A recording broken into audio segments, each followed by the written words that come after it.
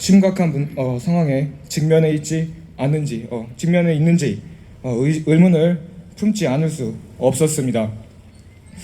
그러나 이후 대통령의 담화문을 통해 알게 된 우리나라의 현 주소는 정말 참담했습니다. 지난 2월 11일 헌법재판소 대통령 7차 변론기일에서 밝혀진 바에 따르면 더불어민주당과 야권은 선제 탄핵을 주장하며 대통령이 취임하기 전부터 무려 178회의 퇴진과 탄핵을 요구했다고 합니다. 이후 이상민 행정안전부 장관, 이동관, 김홍일, 이진숙 방통위원장을 비롯한 이창수 서울중앙지검장, 최재해 감사원장, 헌정사상 최초 한덕수 대통령 권한대행 등등 정부 인사에 대한 총 29건의 탄핵 시도가 있었습니다. 야당은 대통령이 취임하지도 않았는데 그저 탄핵만을 외쳤다! 취임하자 정부 인사에 대한 무차별적인 탄핵을 남발하며 행정부를 마비시키려 들었습니다. 의석수를 믿고 폭주하는 그 모습에서 대화 타임은 찾아올 수 없었습니다. 그리고 헌정사상 최초 올해 정부 예산안에 대해 여야 합의가 끝나지 않은 채로 감액된 예산안을 강행 처리했습니다. 그 중에서도 대통령실과 검경의 특활비 그리고 감사원의 특활비를 전액 삭감했습니다. 검경의 특활비의 경우는 검찰과 경찰의 비밀 수사와 정보 수집 및 비공식적 활동을 위해 사용되는 예산 항목으로 마약, 테러, 조직범죄 같은 사건 조사에 사용되는 예산입니다. 감사원의 특활비 또한 그렇습니다. 국가의 세입세출의 결산을 검사하고 행정기관 및 공무원의 직무를 감찰하는 감사원에서 특활비는 그들의 비밀감사와 중대한 비리조사를 위한 수사활동 지원에 사용됩니다. 그런데 이 또한 전액 삭감했죠. 국회 몫의 특활비는 원안 그대로 유지한 것과는 대비되는 모습이었습니다. 우리나라는 1950년 6월 25일 북한의 기습남침을 시작으로 3년간의 참혹한 전쟁을 겪었습니다. 그리고 이 6.25 전쟁은 이제는 어르신이 되신 참전용사 어르신들과 하늘의 별이 되어 전사하신 수많은 호국 영령들의 목숨을 건 투쟁 끝에 휴전으로 잠시 멈추게 되었죠. 그런 전쟁의 폐허 속에서 쑥대밭이 되어버렸던 이 나라가 현재는 전 세계 10위권의 경제 대국이 되었습니다. 하지만 휴전협정 이후에도 북한의 수많은 도발 행위로 인해 우리는 실질적인 피해를 입어왔습니다. 당장 2000년대만 봐도 연평해전, 천안함 피격 사건, 대구 목함 지뢰 사건, 남도 공동연락사무소 폭파 사건, 그리고 수많은 미사일 도발과 작년에는 오물풍선까지 북한은 우리 자유 대한민국의 명백한 적국입니다.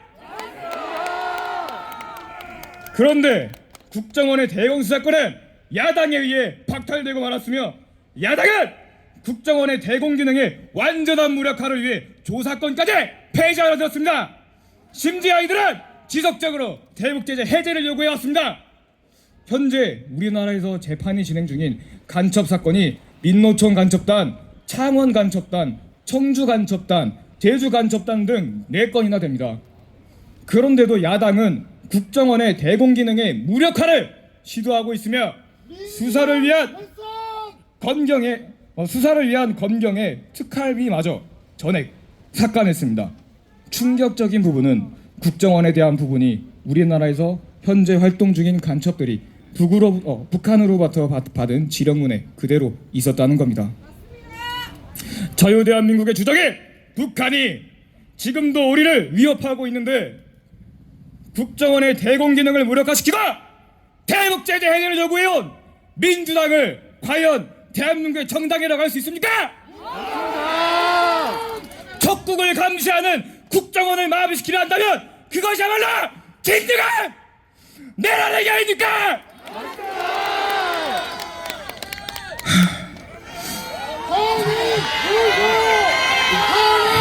지난해 6월 부산 해군기지에서는 드론을 띄워 미 항공모함과 잠수함을 불법 촬영한 중국 유학생들까지 경찰에 붙잡혔습니다. 이후 이들의 휴대전화에서는 중국의 공안 관계자의 연락처까지 발견되었고, 이후 이들은 중국의 우수 공산당원인 것으로 밝혀졌습니다. 하지만 현행법상 간첩죄는 적국인 북한에 대한 행위에만 적용돼 간첩죄로 처벌할 수 없는 상황이었습니다.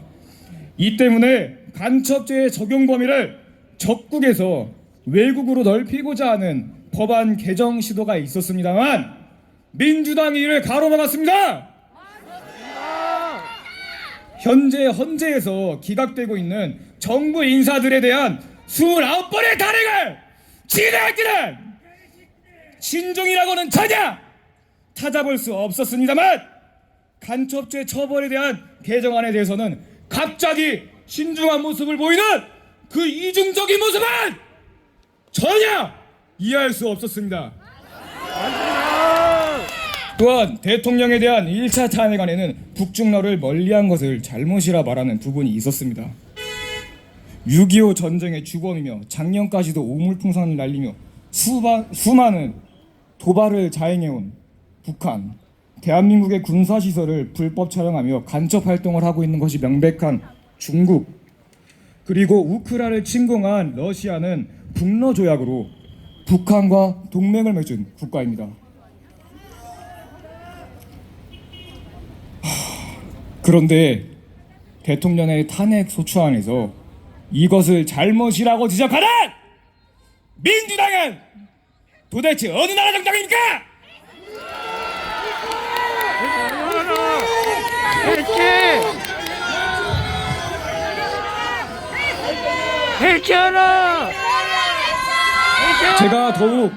제가 더욱 분노했었던 부분은 바로 정률성에 대한 부분입니다.